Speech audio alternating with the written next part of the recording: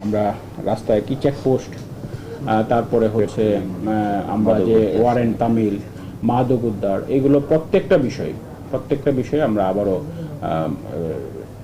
পুরোপুরি আমাদের পুরো শক্তি নিয়ে মাঠে নামবো।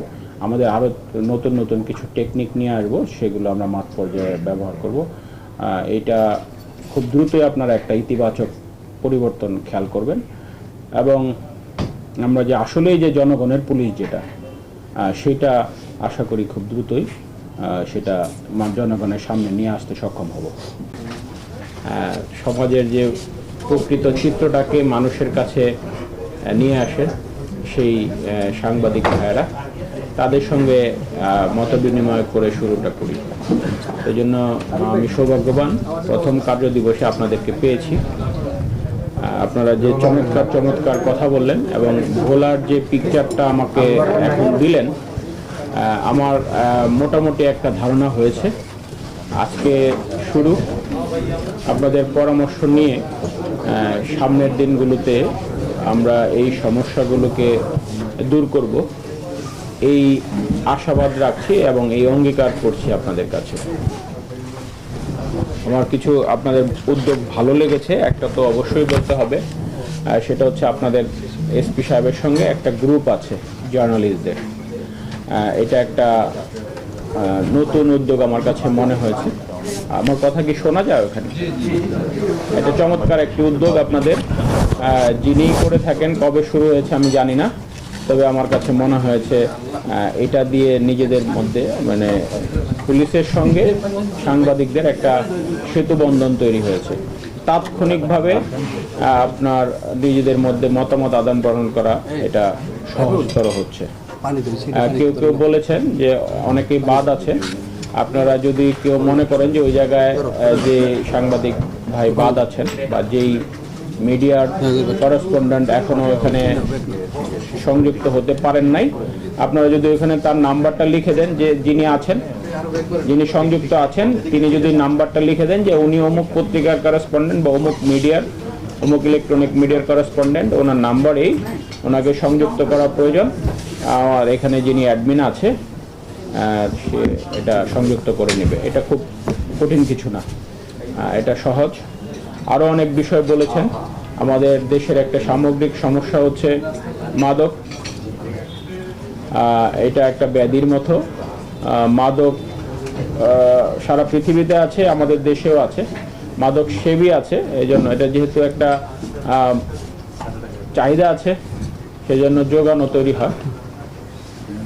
তো আমরা যদি সবাই সোচ্চার হই, সচেতন হই, যারা মাদক সেবন করে বা যারা মাদক ব্যবসা করে, এরা কেউই আমাদের সমাজের বাহিরে না। আমরা সমাজের লোকজন তাদেরকে কিন্তু চিনি। তো আমাদের পুলিশের কাজ হচ্ছে মাদক ব্যবসায়ী বা মাদক যারা, যে একজন বললেন যে আমরা যিনি প্রধান তার খোঁজটা পাই না, এটাও বের করার সুযোগ আছে। আমরা খোঁজ না পাইলেও অনেক সময় কিন্তু আমরা ধারণা করতে পারি যে কারা সেটা। তো সেটা ধরেও কিন্তু আমাদের টেকনোলজি আছে, বের করতে পারবো। একটু সমস্যা হয়ে যায়, এটাও আপনারা এখানে আওয়াজ দিয়েছেন। সমস্যাটা হচ্ছে যে আমরা ধরতে পারলেও বলতে পারি না, বুঝতে পারলেও কিছু করতে পারি না, এই সমস্যাগুলো থেকে যায়। তবে এখন যেহেতু আমাদের একটা পরিবর্তিত পরিবেশ, নতুন বাংলাদেশ 2, আমার বিশ্বাস আমরা সবাই মিলে এই মাদক নির্মূল করতে সক্ষম হব। পাশাপাশি আমাদের যারা অভিভাবকবৃন্দ আছেন তাদেরকেও একটু সচেতন হতে হবে। এটার জন্য একটা সামাজিক আন্দোলন গড়ে তুলতে হবে, যেন আমাদের সন্তান যারা আছে প্রত্যেকেরই, যা ছেলে মেয়ে, বিশেষ করে তরুণ প্রজন্ম, তারা যেন মাদকের প্রতি আকৃষ্ট না হয়। দুই দিক দিয়ে যদি আমরা কাজ করি তাহলে আমার বিশ্বাস মাদক নির্মূল হবে। আর পুলিশের কোনো সদস্য যদি মাদকের সঙ্গে জড়িত থাকে, যে তারা মাদক হচ্ছে, ওখানে মাদক ব্যবসা হচ্ছে কিন্তু পুলিশ নিষ্ক্রিয়, এরকম যদি কোনো ঘটনা আপনাদের নজরে আসে, তাহলে অবশ্যই আমার নলেজে আনবেন। এবং আমি এটুকু আপনাদেরকে আজকে অঙ্গীকার করছি, অন এয়ার আপনাদের কাছে রেকর্ড থাকবে। যদি ব্যবস্থা না নিই তাহলে আমাকে এই ফুটেজ সহ বলবেন আপনি আপনার কথা রাখেননি। আর একটা হচ্ছে যে চাঁদাবাজি চলবে না। হয় কি ওইখানে উইন উইন হয়, এটা আপনারা সবাই জানেন, আমার থেকে আরো অনেক ভালো বোঝেন, আপনারা যেহেতু তৃণমূলে কাজ করেন। একজনে ওখান থেকে আয় করে আর এটার সুবিধা নেয় আরো অনেকেই। তো এটা যখনই কেউ একটু বঞ্চিত হয় তখন তার খারাপ লাগে, আর যদি সে বঞ্চিত না হয় তাহলে সে আর এটা নিয়ে কথা বলে না। ঘটনাটা এরকম থাকে। তো আমরা যদি প্রকৃতপক্ষে দেশের ভালো চাই, সমাজের ভালো চাই, তাহলে এগুলো নির্মূল করা সম্ভব। কোনো কিছুই আসমান থেকে এসে হয় না। এখানেই আমাদের এই ভোলা যেহেতু বিচ্ছিন্ন একটা দ্বীপ জেলা, সড়ক যোগাযোগ নাই, তো এখানে তো অন্য জেলার লোক আসলেও খুব সহজে এসে ফ্লিক করতে পারছে না, চলে যেতে পারে না। তো এর ভেতরেই লোকজন করছে, যারাই করে আমাদের পরিচিত জনরাই করে, কোনো না কোনোভাবে আমরা চিনি। একটু সাহস করতে হবে আমাদেরকে, যেহেতু আমরা সবাই চাই, আপনারা তো জানি অগ্রণী ভূমিকা পালন করেন, সবাই চাই আমাদের সমাজটা অপরাধ মুক্ত হোক, একটা অপরাধী মুক্ত চমৎকার নিরাপদ একটা সমাজ হোক, এই দেশটা সুন্দর হোক। এটা যেহেতু আমরা চাই, তরুণ সমাজ মাদক মুক্ত হোক, এই দেশ চাঁদাবাজি মুক্ত হোক, এটা যেহেতু চাই, আমাদের চাওয়াটা যদি আন্তরিক হয় তাহলে এটা বাস্তবায়ন করা খুব কঠিন কিছু না, আমরা পারবো। অনেক কিছুই তো বাঙালি করেছে, আমরা তো দ্বিতীয় স্বাধীনতা অর্জন করেছি, তো এইগুলো করা সম্ভব হবে, আমি অন্তত পক্ষে বিশ্বাস করি। এবং এই ক্ষেত্রে পুলিশের যে জায়গার কাজ করার সুযোগ আছে, আমরা সেই প্রত্যেকটা জায়গায় সম্ভব যত কিছু সম্ভব করব। আর এখন যেহেতু আপনারাই বলেছেন কোনো রকম প্রভাব নেই, যেগুলো আপনারা এতদিন জানতেন বা আশঙ্কা করতেন, এই প্রভাব যেহেতু নেই এখন, তো তাহলে আমরা মুক্তভাবেই করতে পারবো। আর যদি না করতে পারি তাহলে এটা অবশ্যই আমাদের ব্যর্থতা, আর এই ব্যর্থতার দায়ভার তো আমাদেরকে নিতেই হবে। আরও অনেক কিছু বলেছেন আপনারা, ট্রাফিকের বিষয়ে বলেছেন। এইটা তো আমাদের একটু সমস্যা আছে, যেটা হচ্ছে আমরা নিয়মে আসতে চাই না, নিয়ম মানতে চাই না। এটা আমাদের মনে হয় জাতিগতভাবেই একটু এই সমস্যাটা আছে। আমি 2-3 দিন আগে একটা ছবি দেখছিলাম এয়ারপোর্টে, আপনারা কোনো এক পত্রিকায় হয়তো দিয়েছেন, কোনো এক পত্রিকায় আসছে এয়ারপোর্টের দোতলায় অটোরিকশা, রাইট, উঠে গেছে। তো কেউ একজন কমেন্ট করেছে যে এইটা তো বিমানের দরজা পর্যন্ত নেওয়া যেত।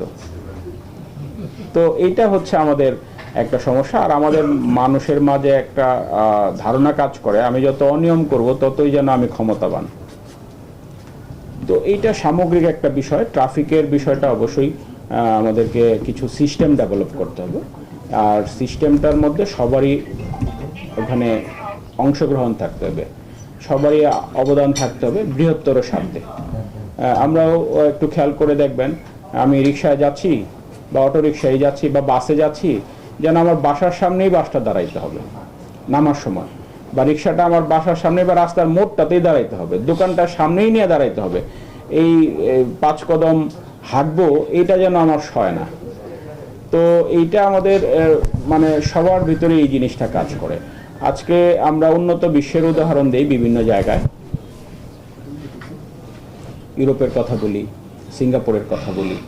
আপনার ওইখানে দেখেন, ওইখানে আমাদের যে একটা বাহন আছে রিক্সা, এখন সেটা অটো রিক্সা, এই ধরনের বাহন নাই, তারা কিন্তু প্রচুর হাঁটে এবং তারা পাবলিক ট্রান্সপোর্ট ব্যবহার করে। তো পাবলিক মানে হচ্ছে ওই যে বাস, ট্রেন, সাবওয়ে, মেট্রো, এগুলো। তো আমাদের মানসিকতাটা হচ্ছে যে না, আমি ওই হাফ কিলো হলেও রিক্সা লাগবে একটা, আর রিক্সায় না গেলে যেন আমাকে অন্যরা কে কি ভাবতেছে এরকম মনে করি, তাই না? যে আমি রিক্সায় উঠতেছি না, আর কে না কি ভাবলো, আমি হেঁটে যাচ্ছি। তো এই ধরনের কিছু মানসিকতা আমাদের ভিতরে কাজ করে, হয়তো আমি যদি ভুল না করে থাকি। তো এগুলোর থেকে সামগ্রিকভাবে বের হতে হবে আমাদের। ধরেন আমরা যদি এখন ওই নতুন বাজারের অংশটা, কথার কথা, এটা আপনার উদাহরণ হিসেবে নিয়েন না আপনারা আবার, এটা ওইখানে যদি দেখা যায় যে কিছু একটা অংশ যেখানে খুব গুরুত্বপূর্ণ, এই জায়গায় রিক্সা প্রবেশ করানো যাবে না, তখন দেখা যাবে আরেক গ্রুপ আন্দোলন শুরু করছে। কেন আমাদের পেটে লাথি এই সেই। যেমন কিছুদিন আগে এক গ্রুপ আপনার ঢাকায় শাহবাগে আমি দেখলাম আন্দোলন করছে যে এক রিক্সাদের ভিতরে দুই গ্রুপ, এক গ্রুপ হচ্ছে ব্যাটারি রিক্সা নিষেধ, আরেক গ্রুপ প্যাডেল নিষেধ। তো দুইটাই শক্তিশালী, তারা কিছু না কিছু করতে পারবে, একটা জটিলতা তৈরি করতে পারবে, এই হচ্ছে অবস্থা। আবার খালি জায়গা যখন পাবে আবার দেখা যাবে ওখানে হকার বসে গেছে। তো এইগুলো আছে, তো এই সমস্যাগুলো নিয়ে আমাদেরকে চলতে হবে, যতটুকু আমরা এইগুলোকে মিনিমাইজ করতে পারি তত। তবে আমাদের চিন্তাটা থাকতে হবে আমরা যে অবস্থা আছি তার থেকে ভালো করতে হবে। যখন আমরা ভালো করার চেষ্টা করবো, ট্রাফিক নিয়ে আমি বসবো, যেহেতু আমি অল্প সময় আসছি। আপনাদের এই যে বাজারের কথা বলে নতুন বাজার, ওইখানে আমার এখনো যাওয়ার সুযোগ হয় নাই, আমি যাব, এইটুকু কথা বলে আমি সব কিছু ঘুরে ঘুরে আমরা আপনাদেরকে নিয়েই কথা বলে। আমরা অনেক সমস্যা শুনলাম, আমি চাইবো আপনারা সমস্যার সাথে সাথে কিভাবে সমাধান করা যায় সেটাও দুই একটা করে কথা বলবেন, প্রস্তাবনাও থাকবে। তাহলে দেখবেন মানে একজনের মাথা থেকে যে এটা পুলিশের দায়িত্ব না, এটা আমাদের সকলের দায়িত্ব, আমাদের নাগরিকদের দায়িত্ব। আমরা তো আসছি চাকরি করে চলে যাব, আজকে এখানে পোস্টিং দিয়েছে, আরেক জায়গায় দিয়েছে, বাট এইখানে আপনারা যারা ভোলার নাগরিক বৃন্দ আছেন, এখানে ভালো কিছু হলে এটা সুফলটা সবার আগে কারা পাবে? ভোলাবাসী পাবে। আবার যদি খারাপ কিছু হয় তাহলে এটার যে দুর্ভোগ, এটা সবার আগে ভোগ করবে কারা? ভোলাবাসী ভোগ করবে। তো এই জন্য আমি চাইবো আপনারা প্রতিটা ক্ষেত্রে আপনাদের যে এই যে চমৎকার চমৎকার কথা বললেন, এগুলো পয়েন্টগুলো দিলেন, এটার সাথে সাথে একটা দুটা করে পরামর্শ আমাকে দিলেন, তাহলে আমরা দেখবেন আমরা আপনারা মিলে, আমাদের কাছে হয়তো অথরিটি আছে আর আপনাদের যে একটা সম্মিলিত শক্তি এটা আছে, এই দুইটা নিয়ে আমরা একটা চমৎকার ভোলা মানুষকে উপহার দিতে পারবো। অনেক বিষয় বলছেন ফিটনেসবিহীন বাস, এটা নিয়ে আমি কাজ করব। আপনারা মনে আছে কি না 18 সালে সড়ক নিয়ে একটা আন্দোলন হয়েছিল, নিরাপদ সড়ক। তখন একটা সিদ্ধান্ত হয়েছিল যে ফিটনেসবিহীন গাড়ি রাস্তায় চলতে দিবে না। তো আমার একটা সুযোগ হয়ে গেল, আমি একটা জেলায় তখন ছিলাম, আরও একটু ছোট র্যাঙ্কে। তো আমি তখন বললাম ঠিক আছে, খুব ভালো হয়েছে, চলো আমরা গাড়ি সব বন্ধ করে দিই বাস। কারণ আপনারা জানেন, আপনারা আমার থেকে ভালো জানেন যে জেলা শহরে যে বাসগুলো চলে, বিশেষ করে শহর জেলা থেকে থানা পর্যায়ে যে মানে আভ্যন্তরীণ যে জেলার ভিতরে ইন্ট্রা যে গাড়িগুলো চলে, বেশিরভাগ গাড়িরই কোনো কাগজপত্র নাই, এবং এগুলোর ফিটনেস তো পরের কথা, ড্রাইভারদের লাইসেন্সও হয়তো নাই। তো আমার যেহেতু ওই সময় সুযোগ হলো, আমি চেষ্টা করলাম, পরে বহুত কাকতি মিনতি করে তারা আমার আর পারে নাই, এসপি সাহেবকে গিয়ে রাজি করালো 1 মাস সময় দেন। আমাদের পুলিশের লোকজনও সহযোগিতা করছে, কিছু লোকের তো অবশ্যই সেক্ষেত্রে সমস্যা হয়েছিল হয়তো। তো তারপর 1 মাস সময় নিল। তো তখন আমি বললাম যে এই 1 মাস সময় নিল মানে এই সিদ্ধান্ত আর বাস্তবায়ন হলো না। তো এইটা নিয়ে আমরা কাজ করব, ফিটনেসবিহীন যে গাড়িগুলো আছে, যেহেতু এখন আমাদেরকে ওভাবে চাপ দেওয়ার কেউ নাই, এই সুযোগটা নেই। পরে কি হবে পরেরটা পরে, ঠিক আছে, ভালো কিছু শুরু করি, তারপরে না হলে পরে এটাও বলা যাবে আগে তো শুরু হয়েছে এখন নাই, এটা কেন নাই, একটা তো প্রশ্নের জায়গা তৈরি হবে। ওসিরা জনবান্ধব না, এইটা নিয়ে তো অবশ্যই কাজ করতে হবে। কোন জায়গাটা জনবান্ধব না, কেন না, কিভাবে করা যায়, আমরা কাজ করব এগুলো নিয়ে। অনেক পয়েন্ট আসছে, বাদ পড়ে যাবে হয়তো কিছু কিছু, এটা নিয়ে আপনারা কষ্ট পাবেন না, আমরা কাজ করব, লেখা আছে। তারপরে আপনার আজকেই তো শেষ না, বলবেন না, নাম্বার তো আছে আপনাদের কাছে, হোয়াটসঅ্যাপে মেসেজ দিবেন, পিকচার দিবেন, ভিডিও দিবেন, ঠিক আছে। আর আপনাদের গ্রুপ তো আছে। এই ভোলা ক্লাব নিয়ে কথা বলেছেন, এটা নিয়ে একটু জানতে হবে, এটা নিয়ে জেনে তারপরে কথা বলতে হবে পুরোটা কতটুকু কি। জিনের বাসা নিয়ে আমরা কাজ করব, কুঞ্জের হাট জায়গায় বলেছেন। এটা আরো একটা বড় হয় হচ্ছে আপনাদের ফরিদপুর, তারপরে মাদারীপুর, ওইখানে গাইবান্ধা সাদুল্লাপুর হয়, পঞ্চগড়ে হয়, এইগুলো কিছু আছে। আসলে এইগুলো হয় কেন, আমরা হচ্ছে লোভের কারণে হয়।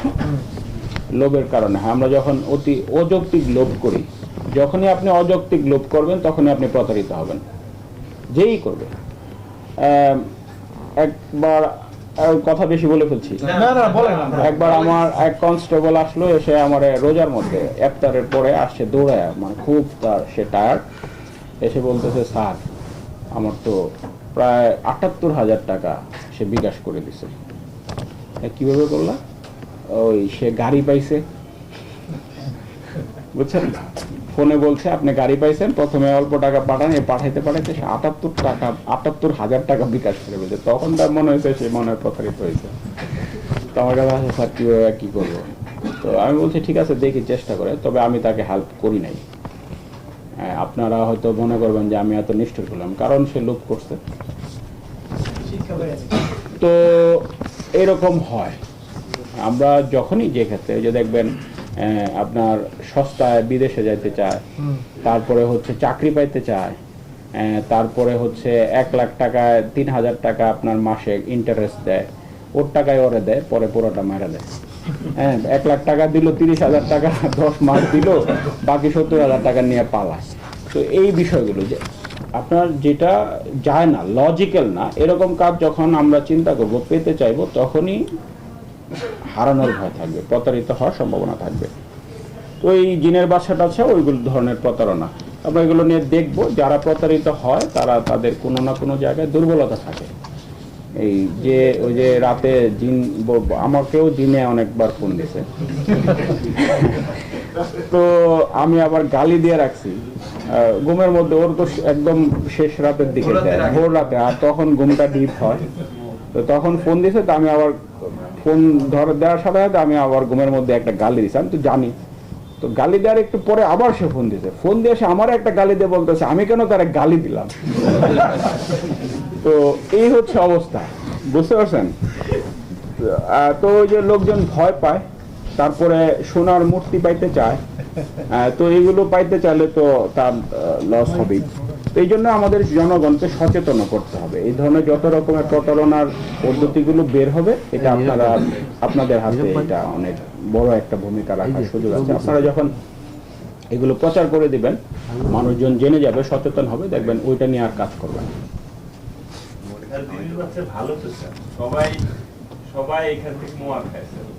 আর হচ্ছে কিশোর গ্যাং, এটা নিয়ে আমরা কাজ করি। আমরা এটা আমাদের পুলিশ সদর দপ্তরের নির্দেশনা আছে, যে এলাকায় কিশোর গ্যাং থাকবে ওই এলাকার ওসি উঠবে।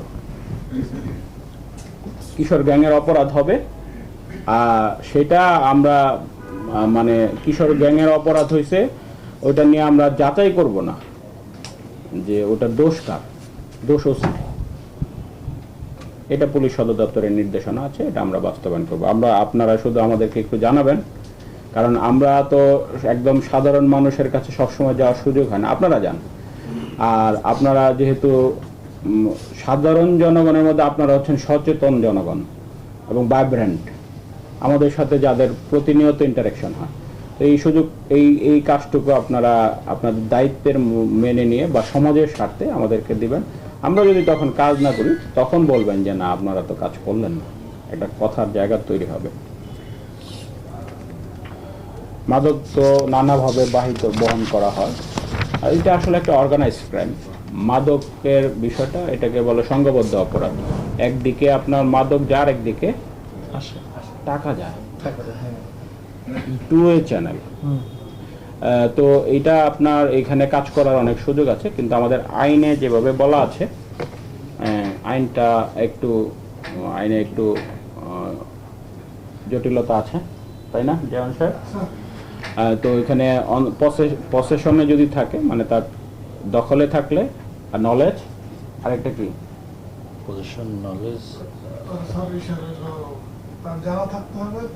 নলেজ, কন্ট্রোল, নলেজ, হ্যাঁ কন্ট্রোল, কন্ট্রোল, পসেশন তার দখলে থাকবে, অথবা তার জ্ঞানে আছে, অথবা কন্ট্রোলে, তার নিয়ন্ত্রণে হয়েছে। এইরকম আমাদের আইনে যে স্পিরিটটা, মাদক আইনে, সেটা হচ্ছে এই তিনটা বিষয় যখন থাকবে, তখন আমরা মাদক আইনে মামলাটা আনতে পারবো। কিন্তু ওই যে যারা বললেন ওই গডফাদারকে তো আমরা দেখি না, তো গডফাদারকে তার পসেশনে তো থাকে না, তার দখলে তো আমরা মাদকগুলো পাই না। তো তাদেরকে আনারও আইন আছে, একটু ঘোরায় পেঁচে আনতে হয়, সেজন্য কিছু কাজ করতে হয়। এই কাজগুলো করা হয় না বেশিরভাগ জায়গা, একটু গ্যাপ আছে। এটা একটু যদি আমরা ওইদিকে নজর দিই অনেককেই ধরা যাবে, এটা আমরা চেষ্টা করব, এটুকু আপনাদেরকে কথা দিচ্ছি। আর আপনাদের এই এলাকায় যেটা একটা সমস্যা, সেটা হচ্ছে জমির ধান কাটা আর জমির দখল, এটা সমস্যা। এটা এইখানকার নেচার।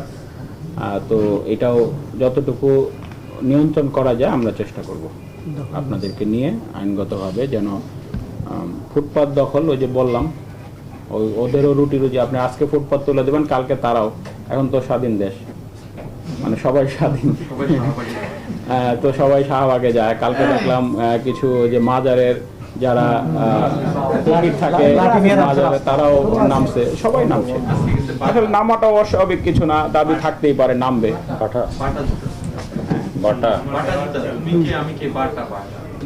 তো যাই হোক, এটা হচ্ছে সবাই নামবে।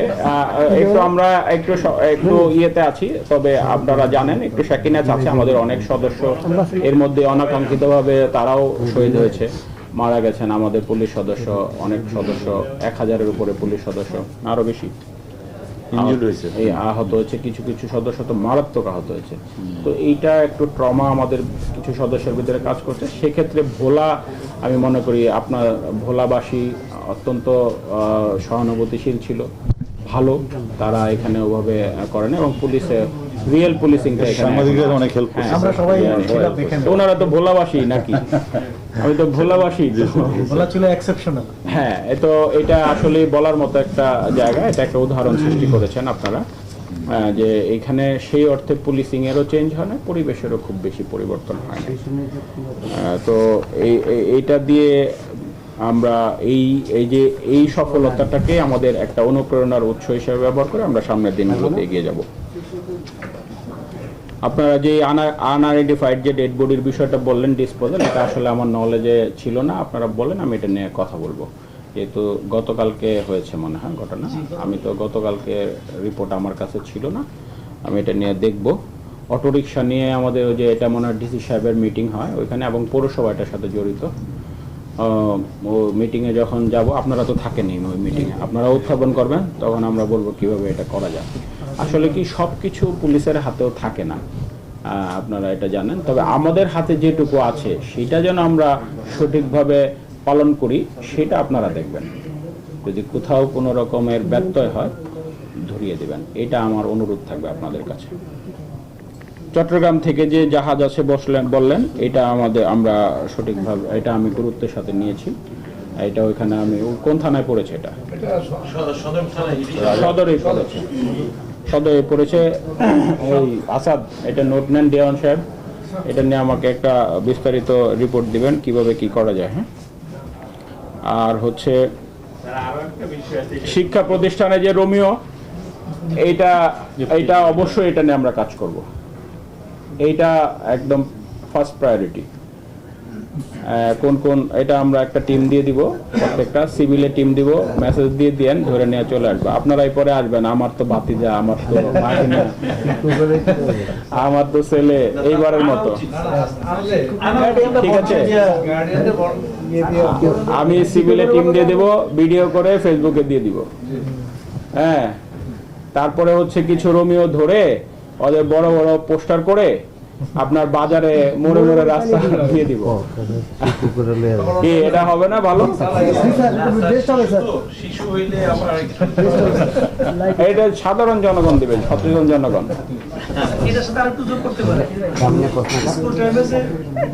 এই দেখছেন, এখনই উল্টা টান দিছে, দেখছেন? এখন এতক্ষণ বললো এটা নাই ওটা নাই, এখনই উল্টা টান দিছে, দেখছেন? এই ওটাও কিন্তু ভিডিও। হ্যাঁ,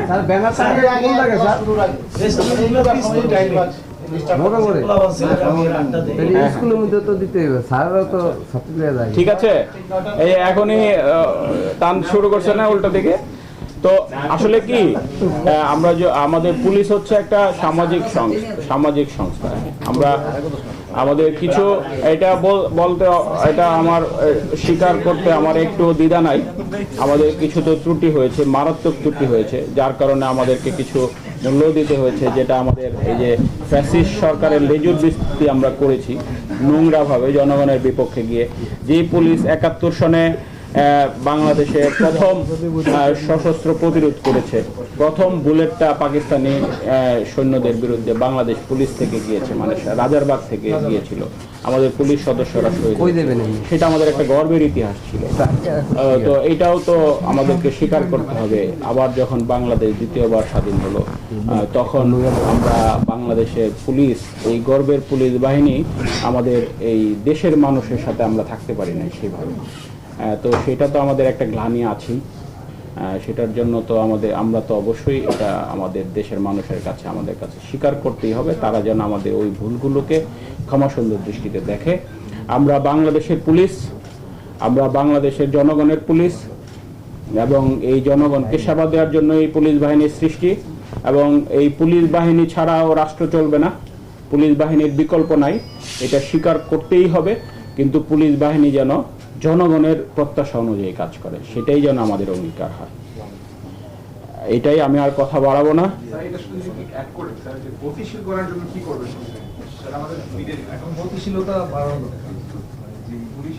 মানে কার্যক্রমটা একটু স্থিমিত আছে স্যার, ওইটা কি হবে? না, আপনারা জানেন আমাদের যে এটার সেন্ট্রালি যেটা করছে, যে এক জায়গার পুলিশকে অন্য জায়গায় বদলি করে দিচ্ছে, যে একটু চেঞ্জ আনার জন্য। তারা নতুন পরিবেশে যাবে, যেন আগের যে একটা লোকজনের সঙ্গে তাদের উঠা বসা ছিল, সেই সবাই চিনত। ধরেন এখানে যারা ছিল, বা ঢাকায় যারা ছিল মেট্রোপলিটনে, বা বরিশালে যারা ছিল, তারা ওইখানে যারা আগে প্রভাবশালী ছিল তাদের সঙ্গে কোনো না কোনোভাবে সখ্যতা ছিল। তো এই লোকগুলো, এই পুলিশ সদস্যরাও তো একটু শ্যাকি ফিল করছে, যারা বঞ্চিত ছিল, যারা বৈষম্যের শিকার ছিল, তারা দেখেছে। এই জন্য একটা সেন্ট্রালি সিদ্ধান্ত হয়েছে যে আস্তে আস্তে সবাইকে চেঞ্জ করে দিচ্ছে। আপনারা হয়তো খেয়াল করেছেন যে সব জায়গায়, শুধু পুলিশ না, অন্য ডিপার্টমেন্টগুলোতেও কমন লেভেলে একটা চেঞ্জ আসছে। একটু সময় লাগবে, এটা তো 18 বছরের একটা দীর্ঘ পরিবর্তন, এটা 1 মাসে 1.5 মাসে সম্ভব না। ধীরে ধীরে হচ্ছে। এখানে হয়তো কিছু ত্রুটি বিচ্যুতিও হয়ে যাচ্ছে, এটা আবার সংশোধন হবে। এগুলো তো এমন না যে অপরিবর্তনশীল, পরিবর্তন হবে সব কিছুই। আর হচ্ছে আমরা খুব দ্রুতই মাঠ পর্যায়ে একদম চমৎকারভাবে এগিয়ে যাব। আবার যে পেট্রোলিংয়ের কথা বললেন, তারপরে হচ্ছে আমাদের যে এই বলে